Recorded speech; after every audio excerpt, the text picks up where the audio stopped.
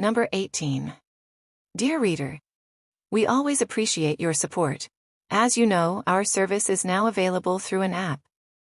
There has never been a better time to switch to an online membership of Untitled magazine. At a 50% discount off your current print subscription, you can access a full year of online reading. Get new issues and daily web pieces at tourtide.com. Read or listen to Untitled magazine via the app, and get our members-only newsletter. You'll also gain access to our editors' selections of the best articles. Join today. Yours, Untitled Team.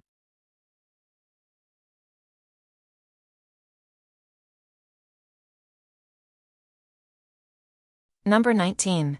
As I walked from the mailbox, my heart was beating rapidly. In my hands, I held the letter from the university I had applied to.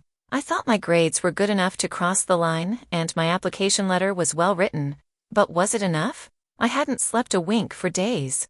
As I carefully tore into the paper of the envelope, the letter slowly emerged with the opening phrase, "It is our great pleasure." I shouted with joy, "I am in." As I held the letter, I began to make a fantasy about my college life in a faraway city.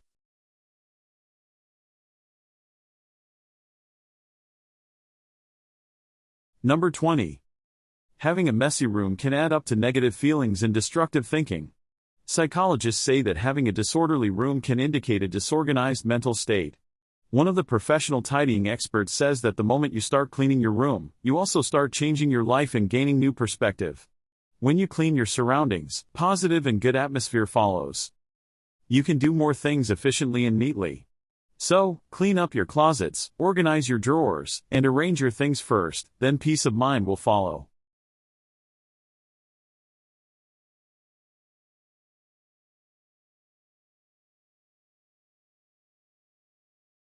Number 21. The soil of a farm field is forced to be the perfect environment for monoculture growth. This is achieved by adding nutrients in the form of fertilizer and water by way of irrigation. During the last 50 years, engineers and crop scientists have helped farmers become much more efficient at supplying exactly the right amount of both. World usage of fertilizer has tripled since 1969, and the global capacity for irrigation has almost doubled. We are feeding and watering our fields more than ever, and our crops are loving it. Unfortunately, these luxurious conditions have also excited the attention of certain agricultural undesirables. Because farm fields are loaded with nutrients and water relative to the natural land that surrounds them, they are desired as luxury real estate by every random weed in the area.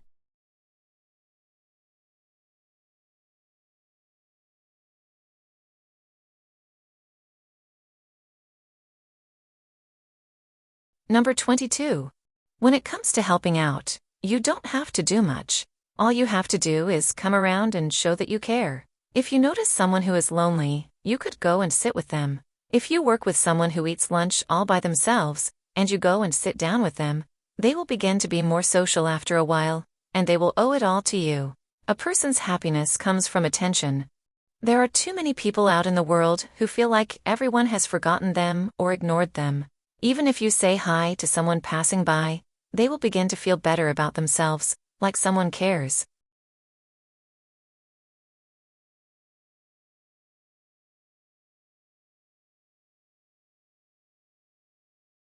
Number 23.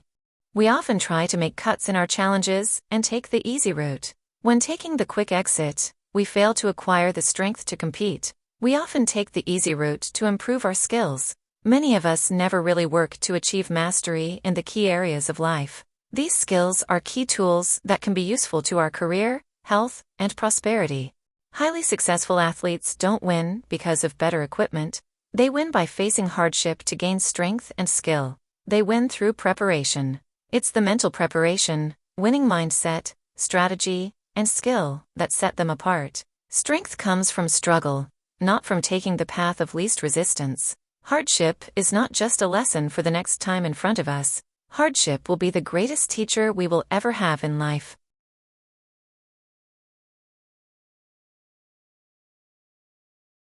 Number 24. Your behaviors are usually a reflection of your identity. What you do is an indication of the type of person you believe that you are, either consciously or non-consciously. Research has shown that once a person believes in a particular aspect of their identity, they are more likely to act according to that belief. For example, people who identified as being a voter were more likely to vote than those who simply claimed voting was an action they wanted to perform. Similarly, the person who accepts exercise as the part of their identity doesn't have to convince themselves to train. Doing the right thing is easy. After all, when your behavior and your identity perfectly match, you are no longer pursuing behavior change. You are simply acting like the type of person you already believe yourself to be.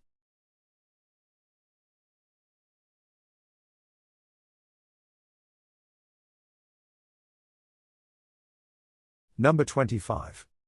The above graph shows the electronic waste collection and recycling rate by region in 2016 and 2019. In both years, Europe showed the highest electronic waste collection and recycling rates. The electronic waste collection and recycling rate of Asia in 2019 was lower than in 2016. The Americas ranked second in 2016 and third in 2019, with 17% and 9% respectively. In both years, the electronic waste collection and recycling rates in Oceania remained under 10%. Africa had the lowest electronic waste collection and recycling rates in both 2016 and 2019, showing the smallest gap between 2016 and 2019.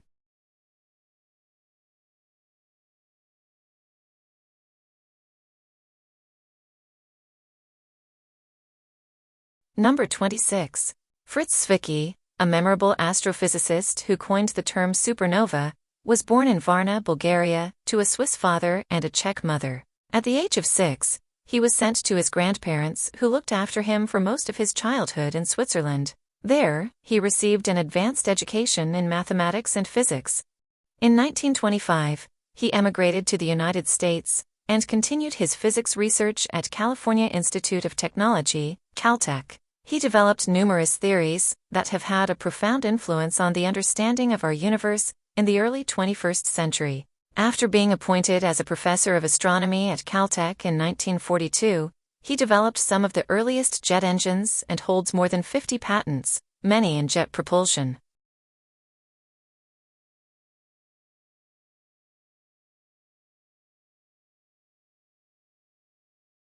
Number 27.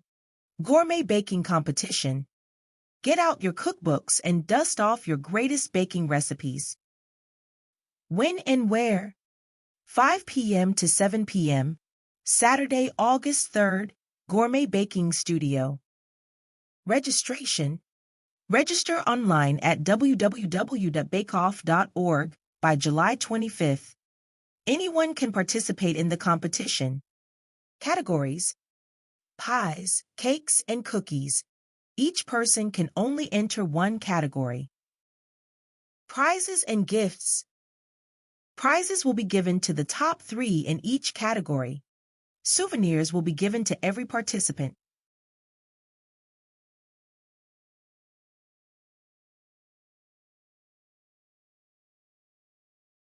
Number 28. Winter Sports Program. Winter is coming. Let's have some fun together.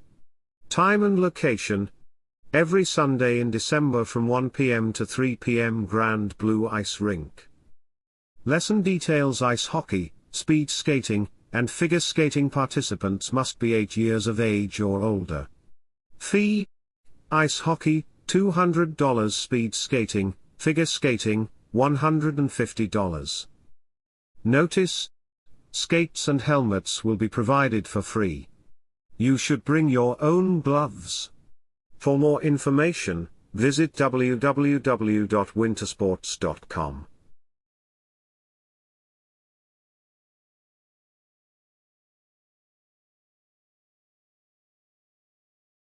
Number 29. The hunter-gatherer lifestyle, which can be described as natural to human beings, appears to have had much to recommend it. Examination of human remains from early hunter-gatherer societies has suggested that our ancestors enjoyed abundant food, obtainable without excessive effort, and suffered very few diseases. If this is true, it is not clear why so many humans settled in permanent villages and developed agriculture. Growing crops and domesticating animals, cultivating fields was hard work, and it was in farming villages that epidemic diseases first took root. Whatever its immediate effect on the lives of humans, the development of settlements and agriculture undoubtedly led to a high increase in population density. This period, known as the New Stone Age, was a major turning point in human development, opening the way to the growth of the first towns and cities, and eventually leading to settled civilizations.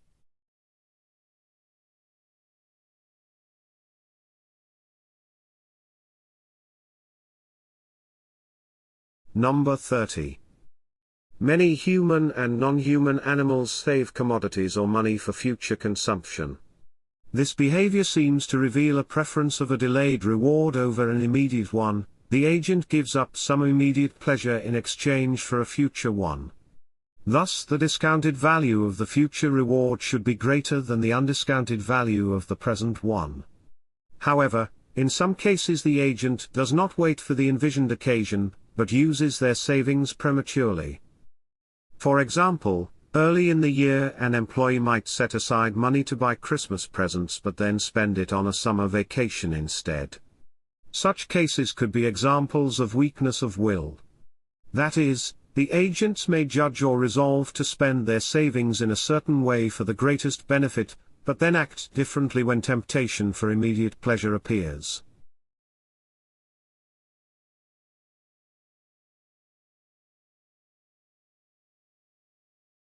Number 31. The costs of interruptions are well documented. Martin Luther King Jr. lamented them when he described that lovely poem that didn't get written because someone knocked on the door. Perhaps the most famous literary example happened in 1797 when Samuel Taylor Coleridge started writing his poem Kubla Khan from a dream he had, but then was visited by an unexpected guest. For Coleridge, by coincidence, the untimely visitor came at a particularly bad time. He forgot his inspiration and left the work unfinished. While there are many documented cases of sudden disruptions that have had significant consequences for professionals in critical roles such as doctors, nurses, control room operators, stock traders, and pilots, they also impact most of us in our everyday lives, slowing down work productivity and generally increasing stress levels.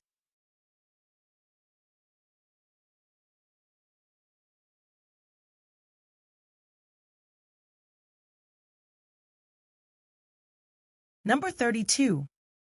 There's a lot of scientific evidence demonstrating that focused attention leads to the reshaping of the brain. In animals rewarded for noticing sound, to hunt or to avoid being hunted, for example, we find much larger auditory centers in the brain. In animals rewarded for sharp eyesight, the visual areas are larger. Brain scans of violinists provide more evidence, showing dramatic growth and expansion in regions of the cortex that represent the left hand, which has to finger the strings precisely, often at very high speed. Other studies have shown that the hippocampus, which is vital for spatial memory, is enlarged in taxi drivers. The point is that the physical architecture of the brain changes according to where we direct our attention and what we practice doing.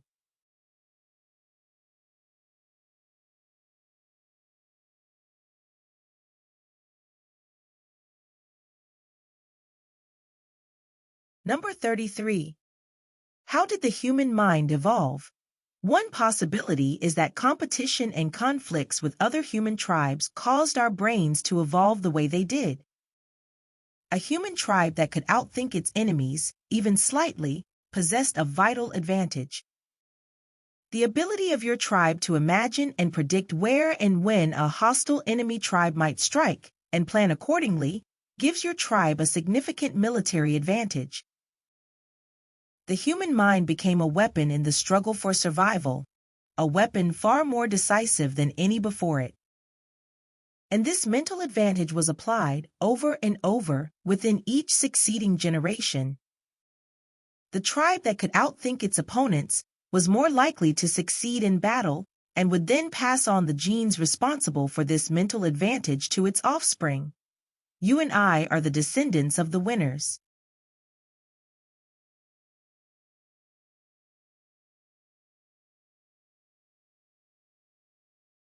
Number 34.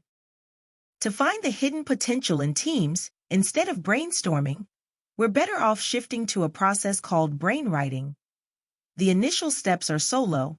You start by asking everyone to generate ideas separately. Next, you pool them and share them anonymously among the group. To preserve independent judgment, each member evaluates them on their own. Only then does the team come together to select and refine the most promising options. By developing and assessing ideas individually before choosing and elaborating them, teams can surface and advance possibilities that might not get attention otherwise. This brainwriting process makes sure that all ideas are brought to the table and all voices are brought into the conversation. It is especially effective in groups that struggle to achieve collective intelligence.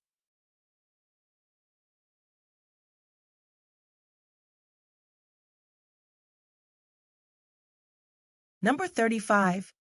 Simply giving employees a sense of agency, a feeling that they are in control, that they have genuine decision-making authority, can radically increase how much energy and focus they bring to their jobs.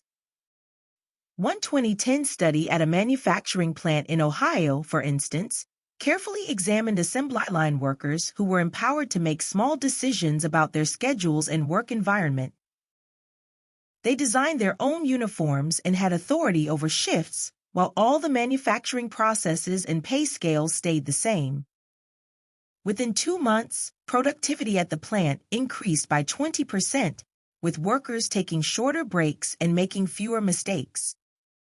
Giving employees a sense of control improved how much self-discipline they brought to their jobs.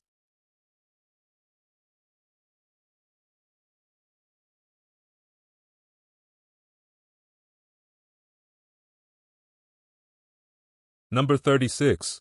As businesses shift some core business activities to digital, such as sales, marketing, or archiving, it is assumed that the impact on the environment will be less negative. However, digital business activities can still threaten the environment. In some cases, the harm of digital businesses can be even more hazardous. A few decades ago, offices used to have much more paper waste since all documents were paper-based. When workplaces shifted from paper to digital documents, invoices, and emails, it was a promising step to save trees. However, the cost of the internet and electricity for the environment is neglected. A recent Wired report declared that most data centers' energy source is fossil fuels. When we store bigger data on clouds, increased carbon emissions make our green clouds gray. The carbon footprint of an email is smaller than mail sent via a post office, but still, it causes 4 grams of CO2, and it can be as much as 50 grams if the attachment is big.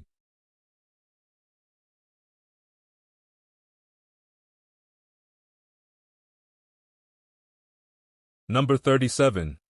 Problems often arise if an exotic species is suddenly introduced to an ecosystem. Britain's red and gray squirrels provide a clear example.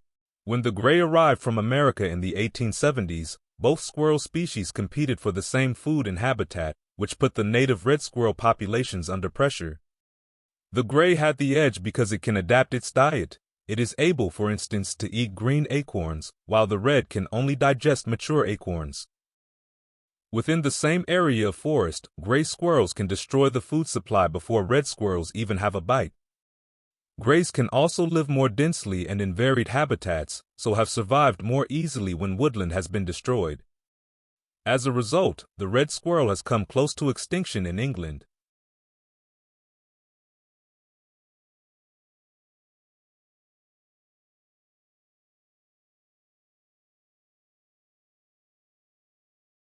Number 38. Growing crops forced people to stay in one place. Hunter-gatherers typically moved around frequently, and they had to be able to carry all their possessions with them every time they moved.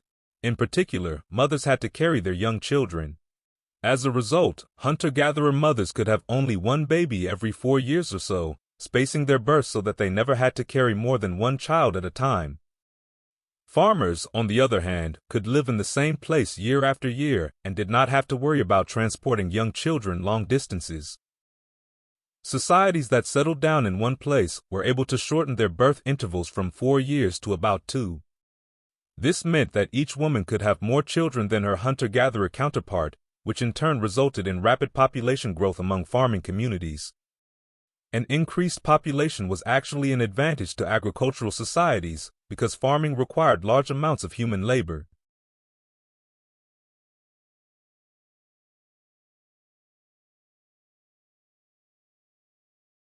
Number 39. Spending time as children allows animals to learn about their environment. Without childhood, animals must rely more fully on hardware and therefore be less flexible. Among migratory bird species, those that are born knowing how, when, and where to migrate, those that are migrating entirely with instructions they were born with, sometimes have very inefficient migration routes. These birds, born knowing how to migrate, don't adapt easily. So when lakes dry up, forest becomes farmland, or climate change pushes breeding grounds farther north, those birds that are born knowing how to migrate keep flying by the old rules and maps. By comparison, birds with the longest childhoods, and those that migrate with their parents, tend to have the most efficient migration routes. Childhood facilitates the passing on of cultural information, and culture can evolve faster than genes. Childhood gives flexibility in a changing world.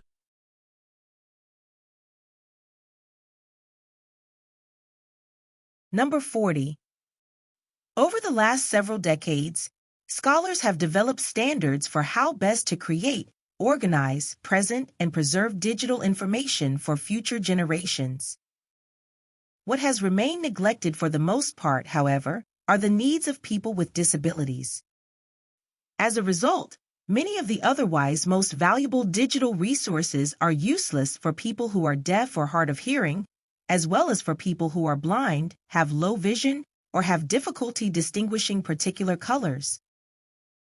While professionals working in educational technology and commercial web design have made significant progress in meeting the needs of such users, some scholars creating digital projects all too often fail to take these needs into account. This situation would be much improved if more projects embrace the idea that we should always keep the largest possible audience in mind as we make design decisions, ensuring that our final product serves the needs of those with disabilities as well as those without. The needs of people with disabilities have often been overlooked in digital projects, which could be changed by adopting an inclusive design.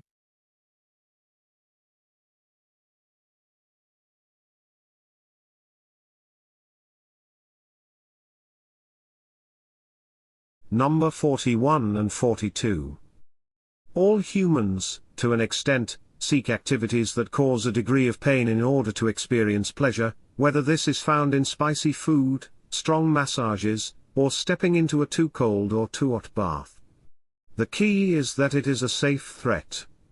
The brain perceives the stimulus to be painful but ultimately non-threatening.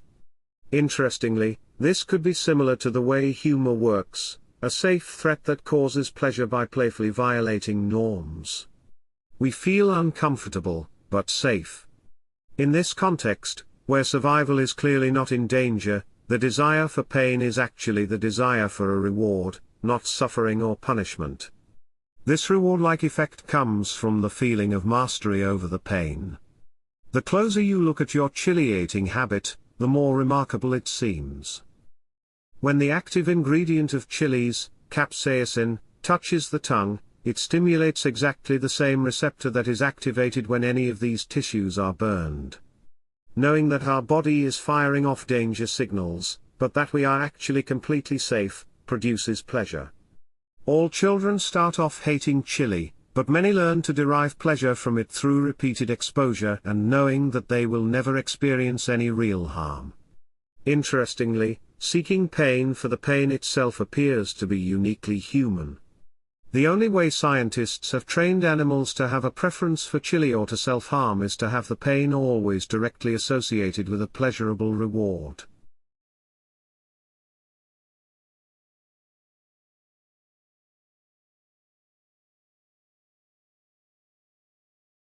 Number 43, 44, 45.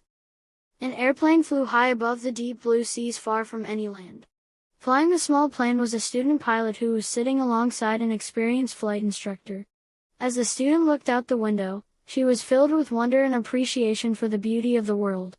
Her instructor, meanwhile, waited patiently for the right time to start a surprise flight emergency training exercise. When the plane hit a bit of turbulence, the instructor pushed a hidden button. Suddenly, all the monitors inside the plane flashed several times, then went out completely. Now the student was in control of an airplane that was flying well, but she had no indication of where she was or where she should go. She did have a map, but no other instruments. She was at a loss, and then the plane shook again. When the student began to panic, the instructor said, "Stay calm and steady. You can do it." Calm as ever, the instructor told her student, "Difficult times always happen during flight. The most important thing is to focus on your flight in those situations." Those words encouraged the student to focus on flying the aircraft first. "Thank you, I think I can make it," she said. "As I've been trained, I should search for visual markers." Then, the student carefully flew low enough to see if she could find any ships making their way across the surface of the ocean. Now the instructor and the student could see some ships. Although the ships were far apart, they were all sailing in a line. With the line of ships in view, the student could see the way to home in safety. The student looked at her in relief, who smiled proudly back at her student.